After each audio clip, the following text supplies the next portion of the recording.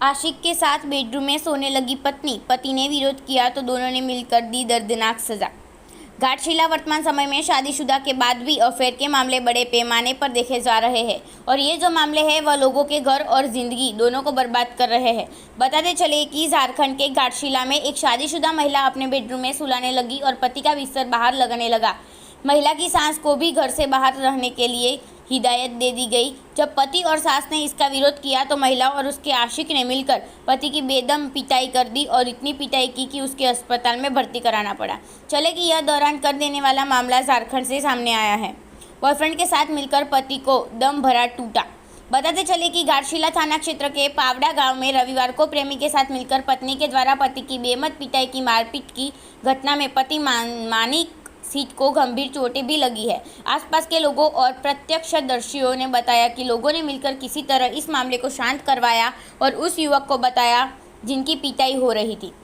आनंद फानन में गांव के सरपंच पार्वती मुर्मू के द्वारा थाने को सूचना दी, जिसके बाद पुलिस वहां पर पहुंची और मलिक सीट को उठाकर अनुमंडल अस्पताल पहुंचा गया, जबकि पत्नी सुनीता सीट एवं उसके प्रेमी ऋषिकेश तंबूबाई को थाने लेकर चली गई।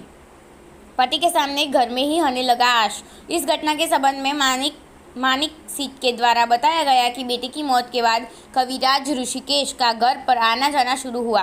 फिर इसके बाद में इन दोनों की हिम्मत इतनी बढ़ गई कि ये दोनों घर में ही रहने लगे। इसी दौरान पत्नी के साथ में उसका प्रेम प्रसंग भी शुरू हुआ और वह उसने बताया कि वह एक टेलर है और वही काम करता है। इसका फायदा उठाकर कविराज ने घर में आकर रहना शुरू कर दिया। प्रेम प्रसंग परवान इतना पीक चढ़ा है कि महिला का आशंकी उसके घर में ही रहने लगा। इसकी जानकारी होने पर जब उसे घर से भगाने के लिए कहा गया तो दोनों ने मिलकर जान से मारने की धमकी दी। पति बाहर, आशिक अंदर, महिला के मजे। पीड़ित मानिक सीट के द्वारा बताया गया कि ऋषिकेश ने उसे जान से मारने की धमकी दी और एक को झापड़ मारे उसके कहा कि मेरी पत्नी भी उसका जमकर साथ देने लगी।